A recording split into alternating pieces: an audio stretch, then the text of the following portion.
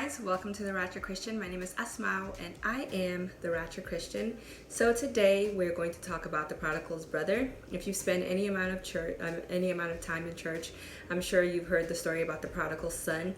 But I've always wondered, what about the prodigal's brother? Throughout my life, I felt more like him than I could relate to the actual son. So we're going to get into that in a little bit. But recently, I've just kind of been having this conversation with God, what's the point? What's the point of us trying to live holy? What's the point of us trying to do the right thing, abstain from certain things like drinking, smoking, whatever, having sex, not doing drugs, not being mean to people? What's the point of us trying to be good if once we're saved and we're going to go to heaven? And also, what's the point when people who don't listen to you are blessed anyways, Recently, I was listening to, I think I was on the Explore page, and I was listening to this artist, and they seemed to be a believer, and they're not a gospel artist, but they were just giving God the glory for their new album. And I was like, okay, well, let me go listen to it because this person is talking about Jesus, so it should be something safe to listen to.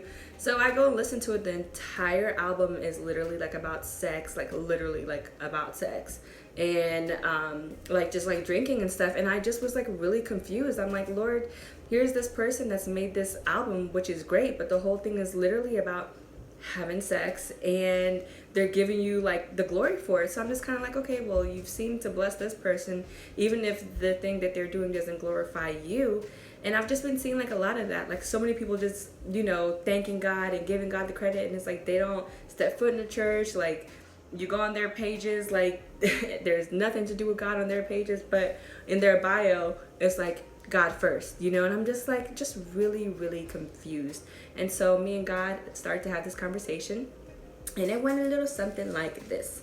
So in Luke, let me see if I can find it, because I did my best to be organized. Where is it? Luke. Okay, so this is if you haven't heard the story about the prodigal son, you can find it in Luke chapter 15, and it starts at verse 11. So I'm just going to go ahead and read it for us. So it says, "Then Jesus said, a man had 2 sons. The younger son said to his father, 'Give me my share of the property.' So the father divided the property between his 2 sons. Then the younger son gathered up all that was his and left. He traveled far away to another country. There he wasted his money in foolish living. He spent everything that he had. Soon after that, the land became very dry, and there was no rain. There was not enough food to eat anywhere in the country. The son was hungry and needed money, so he got a job with one of the citizens there. The man sent the son into the fields to feed the pigs. The son was so hungry that he was willing to eat the food the pigs were eating, but no one gave him anything. The son realized that he had been very foolish. He thought, all of my father's servants have plenty of food, but I am here almost dying with hunger. I will leave and return to my father. I'll say to him, 'Father, I have sinned against God and I have done wrong to you. I'm not good enough to be called your son, but let me be like one of your servants.' So the son left and went to his father. While the son was still a long way off, his father saw him coming. He felt sorry for his son. So the father ran to him and hugged him and kissed him. The son said, 'Father, I have sinned against God and have done wrong to you. I'm not good enough to be called your son.' But the father said to his servants, 'Hurry, bring the best clothes and put them on him. Also put a ring on his finger and sandals on his feet, and get our fat calf and kill it. Then we can have a feast and celebrate. My son was dead, but now he is alive. He was lost, but now he is found.' So they began to celebrate. The older son was in the field. As he came closer to the house, he heard the sound of music and dancing. So he called to one of the servants and asked, 'What does all this mean?' The servant said, 'Your brother has come back. Your father killed the fat calf to eat because your brother came home safely.' The older son was angry and would not go to the feast. So his father went out and begged him to come in. The son said to his father, 'I have served you like a slave for many years. I have always obeyed your commands, but you never even killed a goat for me to have a feast with my friends. But your other son has wasted all your money on prostitutes. Then he comes home and you kill the fat calf for him?' The father said to him, 'Son, you are always with me. All that I have is yours. We had to celebrate and be happy because your brother was dead, but now he is alive. He was lost, but now he is found. And so to continue on, it's another scripture similar to this one in Matthew 20 verses 1 through 16. It says, "The kingdom of heaven is like a man who owned land." Excuse me a second. The kingdom of heaven is like a man who owned some land. One morning, he went out very early to hire some people to work in his vineyard. The man agreed to pay the workers 1 silver coin for working that day. Then he sent them into the vineyard to work. About 9 o'clock, the man went to the marketplace and saw other people standing there, doing nothing. So he said to them, "If you go and work in my vineyard, I will pay you what your work is worth." So they went to work in the vineyard. The man went out again about 12 o'clock and again at 3 o'clock. Both times he hired people to work in his vineyard. About 5 o'clock, the man went to the marketplace again. He saw others standing there. He asked them, "Why did you stand here all day long doing nothing?" They answered, "No one gave us a job." The man said to them, "Then you can go and work in my vineyard." At the end of the day, the owner of the vineyard said to the boss of all the workers, "Call the workers and pay them.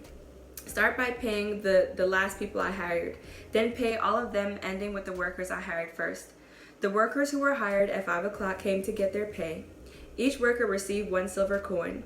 Then the workers who were hired first came to get their pay. They thought they would be paid more than the others, but each one of them also received 1 silver coin. When they got their silver coin, they complained to the man who owned the land. They said, "Those people were hired last and worked only 1 hour, but you paid them the same as you paid us, and we worked hard all day in the sun." But the man who owned the vineyard said to one of those workers, "Friend, I'm being fair to you. You agreed to work for 1 silver coin, so take your pay and go. I want to give the man who was hired last the same pay that I give you. I can do what I want with my own money. Are you jealous because I am good to those people?" So those who have the last place now will have the first place in the future, and those who have the first place now will have the last place in the future. And then in Psalm 73, we're going to just let the Bible just handle this whole message. It's not even a message, this whole talk. So in Psalm 73, verse 3 and forward, it says, "God is truly good to Israel, to those who have pure hearts. But I almost stopped believing this truth. I had almost lost my faith because I was jealous of proud people. I saw wicked people doing well. They are not suffering. They are healthy and strong. They don't have troubles like the rest of us. They don't have problems like other people. So they wear pride like a necklace. They put on violence as their clothing.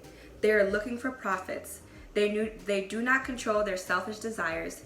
They make fun of others and speak evil. Proudly they speak of hurting others. They brag to the sky. Their mouths gossip on the earth. So their people turn to them and give them whatever they want. They say, 'How can God know? What does God Most High know?'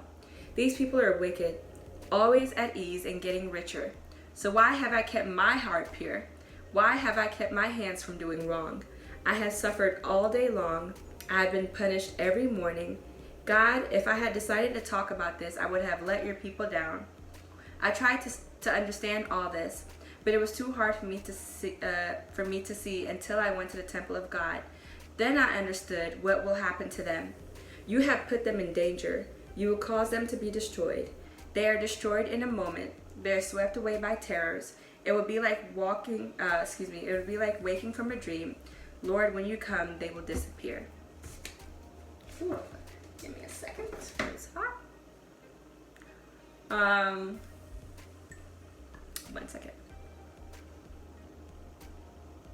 So, all those scriptures have like one theme in common, and it's just basically like, God, like, is this fair? Are you being fair? Like, what's the point? In the prodigal son parable, the son who squandered all his wealth, the father received him just like the one who had actually stayed there and did the right thing. In the parable about the vineyard workers, there had been workers who had been working all day. And then there was workers who came that worked 1 hour and they still got the same pay. And in the Psalms, King David is like, well, why have I kept my heart from doing wrong? Why have I, try to keep my hands from doing evil when people who are evil prosper? People who are doing the wrong things are doing well. And he says, I was jealous of the wicked. And definitely this week, I felt like I was being envious or jealous of people who are professing God and maybe living for him. I don't know, but I'm just like, the things that they're putting forth, I'm like, God, it doesn't really seem like they follow you. It doesn't really seem like they are concerned about things of your kingdom, and yet you still bless them. So what's the point?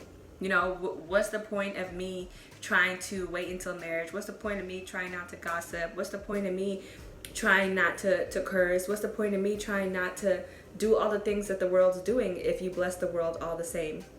And God had to remind me that it rains on the just and the unjust. I have moments in my life when I used to do all those things, and it's not that, all of a sudden that I'm saved, that I could put myself above other people. God has been showing me my heart, like, don't think you're further along than you are. Don't place yourself above people, and don't be judgmental. God was just telling me, like, don't be judgmental.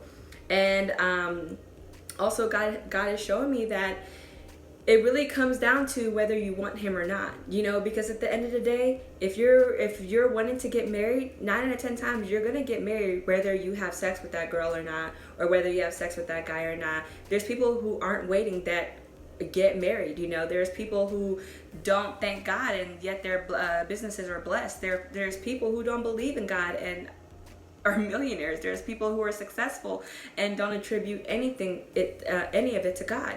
God blesses those who worship him and even those that don't. So it really comes down to, are you serving God for stuff? That's what God had to show me. Like, I'm going to give you stuff whether you honor me or not. It really comes down to love. Do you love me enough to respect me? Do you love me enough to honor me and claim me in front of people? Do you love me enough to keep my commandments and wait when I tell you to wait? Knowing that, yeah, you could go out there and get your own man and sleep with him, and yeah, he could marry you. Yeah, you could go out there and start your own business and it could be successful, and you don't tithe. There's these things that you could still go out and do, and God's going to bless them whether you love him or not. So it really comes down to, are you going to love him just for the sake of loving him? Because if you don't, you're still going to be able to get stuff. If you don't live right, you're still going to be blessed. So really the incentive to live right is that you have God. The incentive to live right is that you're honoring him and that you have a fruitful relationship with him. And that is about it. It really comes down to that. And so in the rest of Psalms 73, it sums that up so perfectly. It says, when my heart was sad and I was angry, I was senseless and stupid. I acted like an animal towards you. But I am always with you. You have held my hand. You guide me with your advice, and later you will receive me in honor. I have no one in heaven but you. I want nothing on earth besides you. My mind and my body may become weak, but God is my strength. He is mine forever. Those who are far from God will die. You will destroy those who are unfaithful. But I am close to God, and that is good. The Lord God is my protection. I will tell you all that you have done. I will tell all that you have done. So what's the point? What's the point of living right? What's the point of trying to keep God's commandments in a time where it's like really difficult? What's the point? The point is, at the end of the day, we have God. We know God.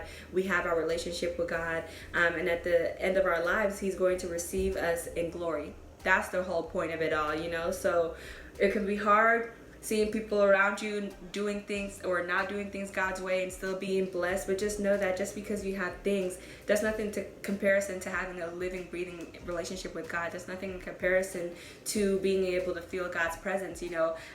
I pity the person who has $1 million and has never felt God's presence during worship, So God is just telling me to keep my eyes on what it is that's important, keep my eyes off of what other people are doing, and focus on what it is that he's called me to do.